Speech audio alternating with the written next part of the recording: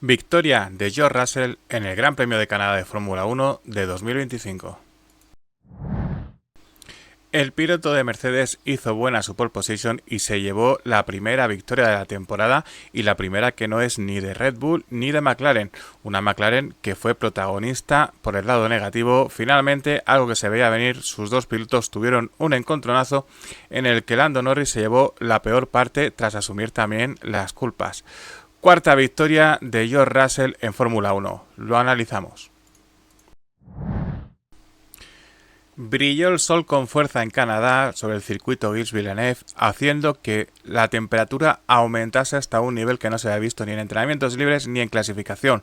Asfalto que llegó a estar a 52 grados, que teóricamente, según afirmaron los propios miembros de Mercedes, iba a hacer que sus opciones en carrera se aniquilasen.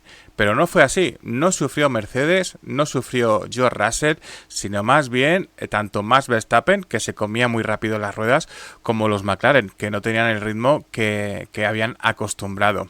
Salió muy bien George Russell, que mantuvo la primera posición, seguido de Max Verstappen, y por detrás saltaba la sorpresa con un Andrea Kimi Antonelli ganándole la posición a Oscar Piastri. Esto obligaba a reaccionar a McLaren, que se cuestionaba un cambio de estrategia. Pero no era sencillo cambiar sobre la marcha la estrategia, ya que los neumáticos estaban muy acotados, el blando quedaba descartado y toda la carrera tenía que ser entre los medios y los duros, y no había tantos neumáticos disponibles quizá como los pilotos hubiesen deseado, así que tocó una fase de gestión de neumáticos, de mantenerse en pista, que con los tanques de combustible cargados no fue nada sencilla. Muchos pilotos fueron los que tuvieron que parar antes de tiempo, el primero de ellos, Max Verstappen, que empezaba a ver cómo Andrea Kimi Antonelli le atacaba. No fue nada sencilla la carrera del piloto de Red Bull, que excepto en la parte final estuvo siempre un poquito a la defensiva.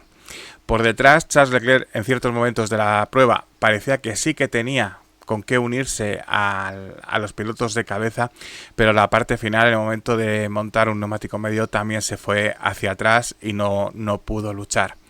Una carrera más o menos estable, donde llamó la atención lo cerca que llegaron a estar los pilotos de cabeza. Hubo un momento hacia la parte final, antes del encontronazo que ahora comentaremos, en la que los cuatro primeros clasificados estaban en un margen de 4 segundos. Cierto es que todos parecían tenerlo todo bajo control, pero cuando tienes a un rival en zona de DRS puede pasar cualquier cosa. Max Verstappen llegó a tosigar a George Russell hasta que se acercó por detrás Andrea Kimi Antonelli. Y Andrea Kimi Antonelli estuvo atosigando a Max Verstappen hasta que por detrás se acercó Oscar Piastri.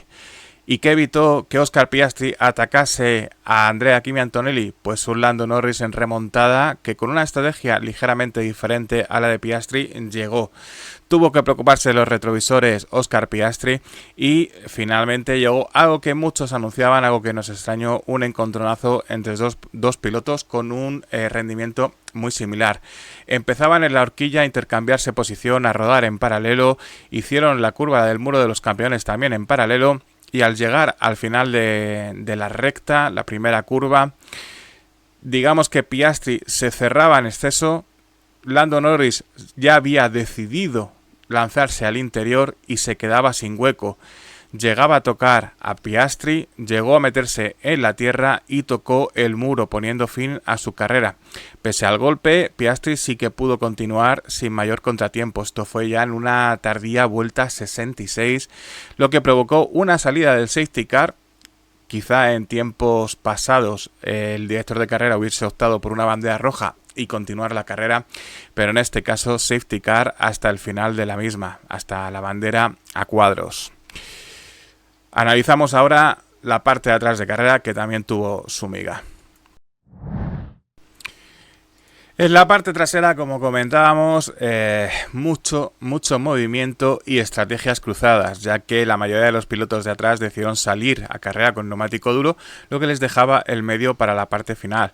Por arriba, quien tenía más opciones, como Fernando Alonso o Isa Hayar, salían con neumático medio, lo que hacía que se encontrasen en pista, tuviesen que adelantarse y hubiese bastante movimiento. En cuanto a Ferrari, se mantenían un poco en tierra de nadie y sí que había un gran hueco, incluso para hacer una parada sin perder posición, entre Lewis Hamilton sexto y quien acabaría finalmente séptimo, que no es otro que Fernando Alonso.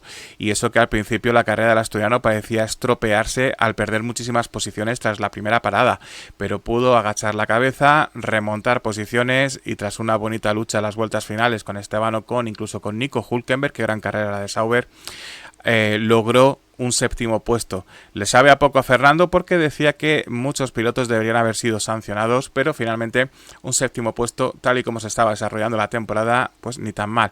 En octava posición, Nico Hülkenberg, noveno el mencionado Esteban Ocon y última posición para puntos de Carlos Sainz, que logró remontar, aunque tampoco estaba del todo conforme el piloto de Williams. Recapitulando, victoria de George Russell por delante de Max Verstappen y con Andrea Kimi Antonelli subiendo al podio.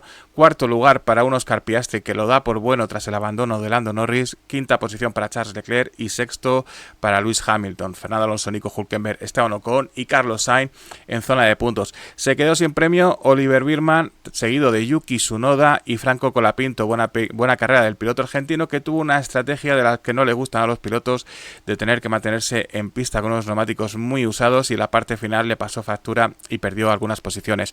Bortoleto decimocuarto, decimoquinto Pierre Gasly, decimosexto Isaac Hadjar y decimoséptimo y último Lance Stroll.